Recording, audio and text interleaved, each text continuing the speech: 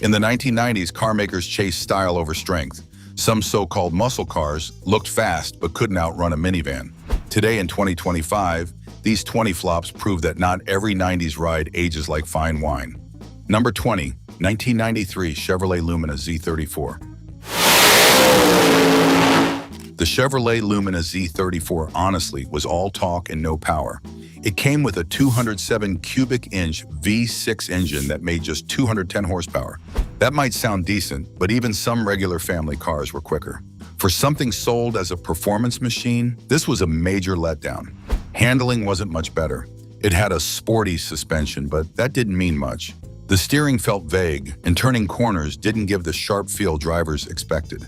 It looked like it could handle well, but driving it proved otherwise. The bold body kit and flashy seats only made the disappointment worse.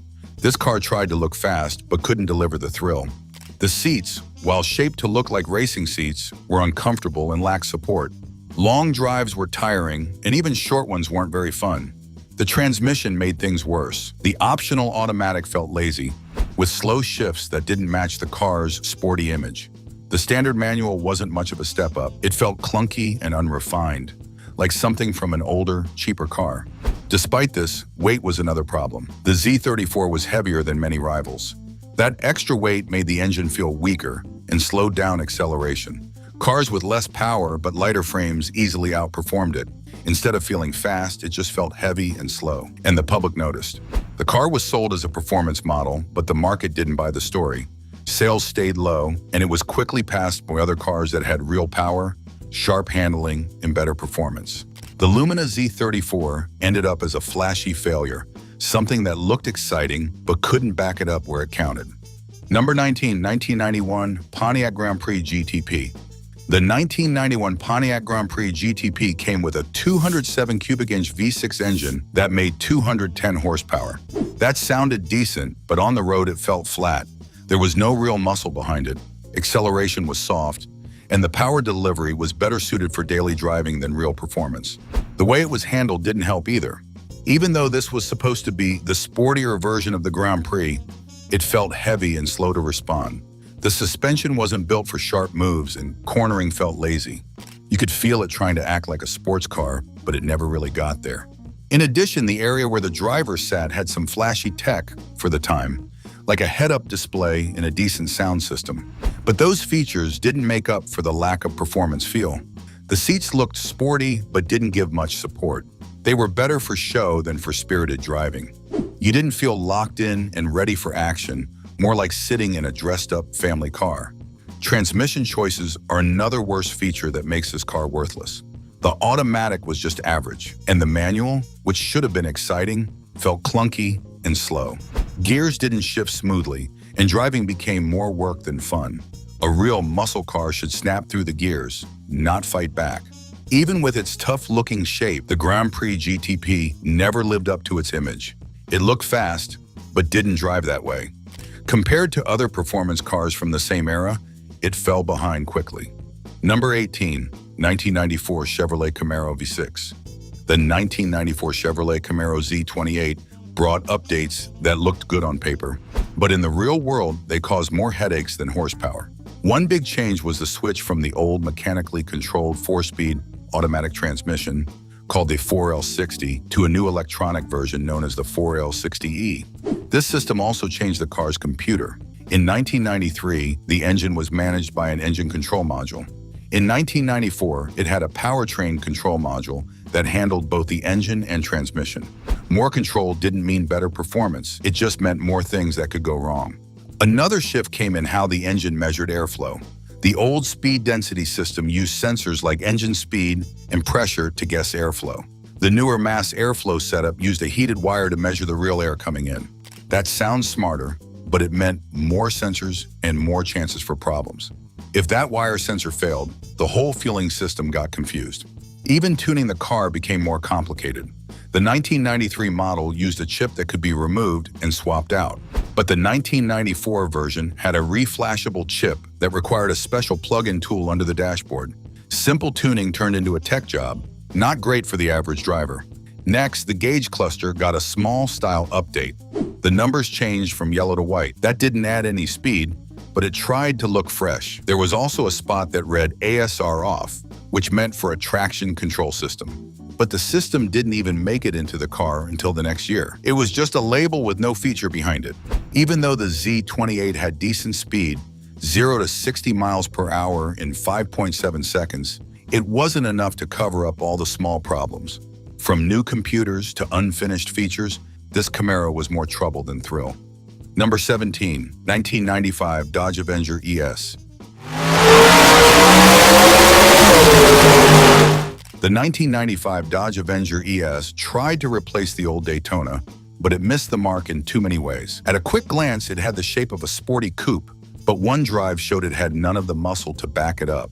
The V6 engine was a 152 cubic inch engine with 155 horsepower, paired with a 4-speed automatic transmission. It sounded promising, but it moved from 0 to 60 miles per hour in a slow 9.1 seconds. Hardly the performance muscle fans hoped for. Even worse, it lacked power at low speeds. Downshifting felt lazy, and wheel spin never happened. For a car that looked like it was built for fun, the driving feel was more like a quiet sedan. The suspension was firm, and the steering was quick, but that didn't help much when the tires gave up grip in sharp corners. Understeer showed up early, and the best it could manage on the skid pad was 0.80 G, not very sporty at all. Additionally, braking wasn't much better. The ES model came with 4-wheel disc brakes and anti-lock control, but stopping from 70 miles per hour took 190 feet. The bite was decent at first, but the performance didn't stand out. Even the stiff anti-roll bars caused the car to bounce sharply over rough patches of pavement. The cabin was roomy, especially in the back, but the driving position had flaws. Taller drivers found the steering wheel blocked the top of the gauges. Many parts were borrowed straight from the Mitsubishi Eclipse and Eagle Talon, including the dash, controls, and even the doors and windshield. Despite all the features, the car felt bland. Testers struggled to remember anything exciting about the drive. Number 16, 1994 Pontiac Firebird V6. The 1994 Pontiac Firebird V6 had all the flashy style of a muscle car, but none of the real power behind it. Under the long hood sat a 207 cubic inch V6 engine that only made 160 horsepower. That's not nearly enough for a car that looked like it belonged on a racetrack. Even though it had sequential fuel injection, it still felt slow and lazy, more like driving a big turtle than a Firebird. The transmission made things worse. The base model came with a 5-speed manual gearbox, but it was rough and clunky, not smooth or fun at all. There was an optional 4-speed automatic, but that one was carried over from older models and felt sluggish. Getting from 0 to 60 miles per hour took way too long, and during a time when even normal family cars were speeding up, this was a huge letdown.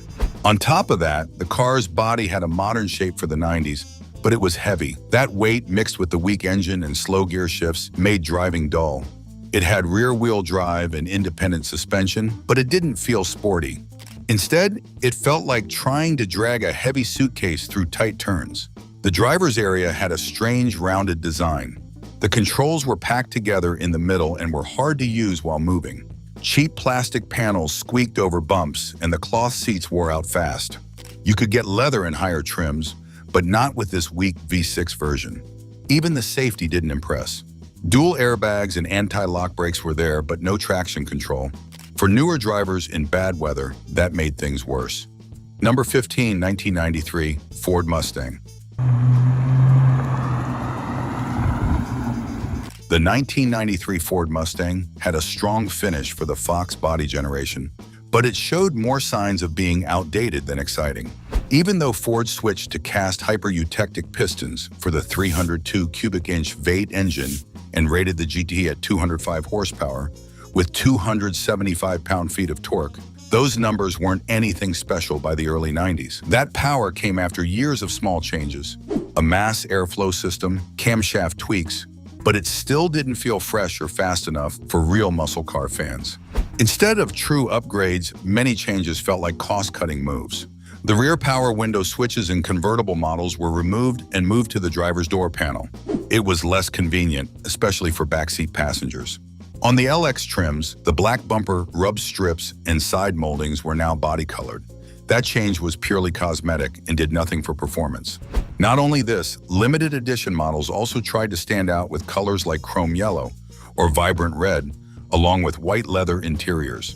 But under the paint, nothing changed. The flashy looks didn't make it any faster or more powerful. The SVT Cobra did step things up slightly. It came with the same 302 cubic inch V8, tuned for 235 horsepower and 285 pound-feet of torque.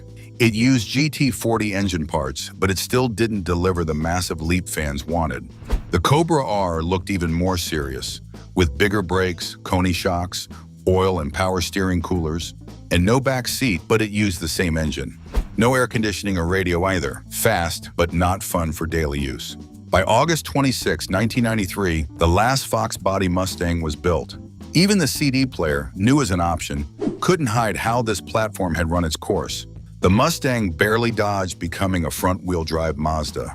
It stayed rear-wheel drive, but in its final Fox body year, it was more tired than thrilling.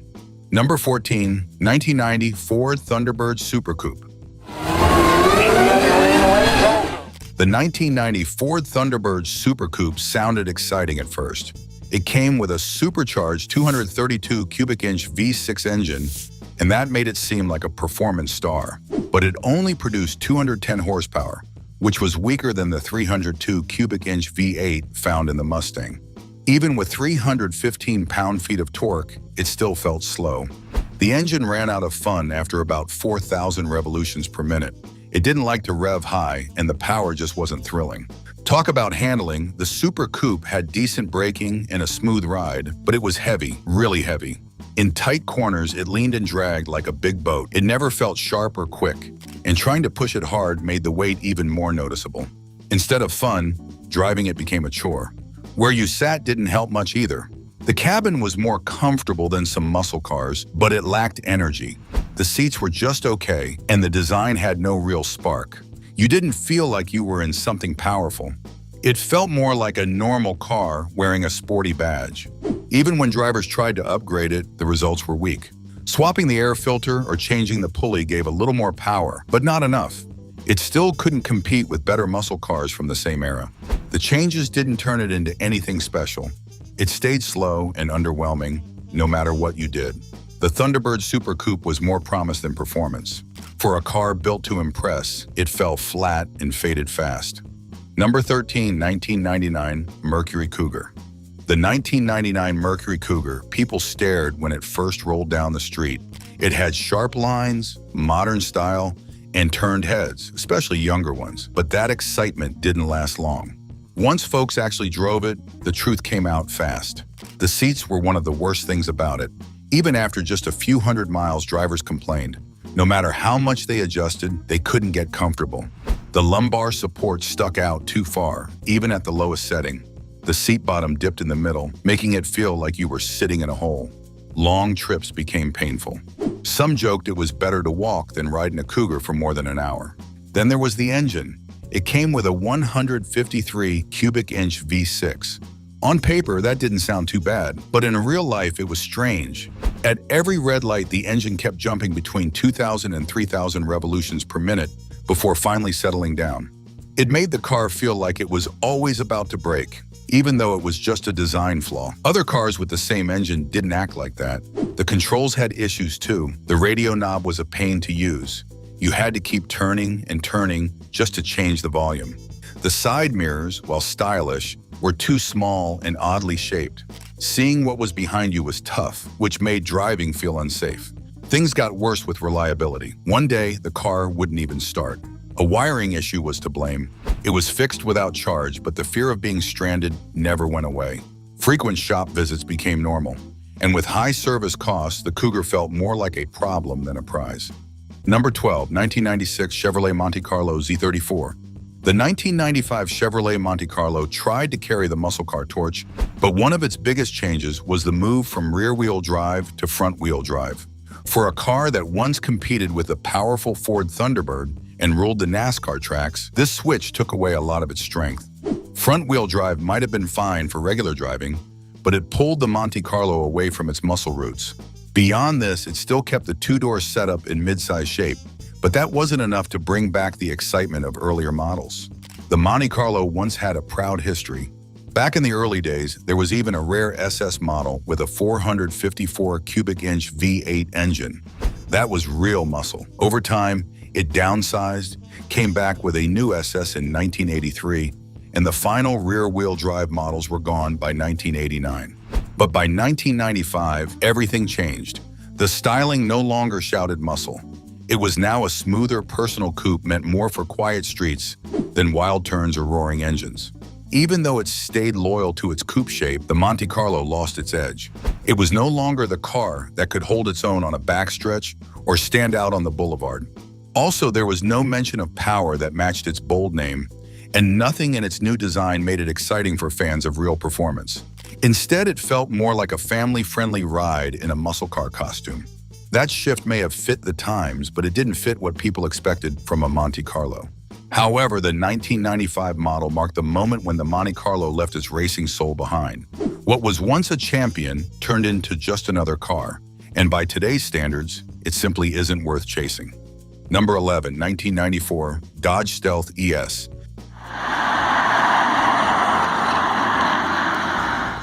The 1994 Dodge Stealth ES tried to impress with high-tech gear, but most of it didn't help where it really mattered: power and excitement.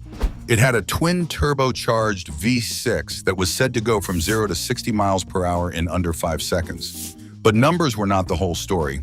The car was packed with systems that looked cool on paper, but didn't always add real thrill to the drive. One of them was four-wheel steering. Above 35 miles per hour, the rear wheels moved up to 1.5 degrees in the same direction as the front. It was meant to help with turns and highway lane changes, but in practice, the effect was too small to be exciting. Then came the all-wheel drive setup. In the early 90s, very few cars had it in this class, and the Stealth was one of them. But instead of feeling sharp and athletic, it often felt heavy and dull. Even with all four wheels working, the joy of rear-wheel drive was missing.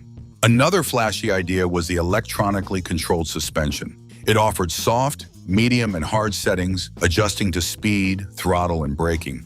But all that clever movement didn't make the car feel any more alive. It felt more like a machine trying to guess your next move than something built for driving passion. It even had a tunable exhaust with tour and sport modes, letting the driver pick how the engine sounded. But that feature quietly vanished after a few years, just like the car's reputation. And while its cousin, the Mitsubishi 3000 GT, got active aero, the Stealth didn't even get that. For all its tricks, the 1994 Dodge Stealth ES just didn't have true muscle where it counted. Number 10, 1995 Ford Probe GT.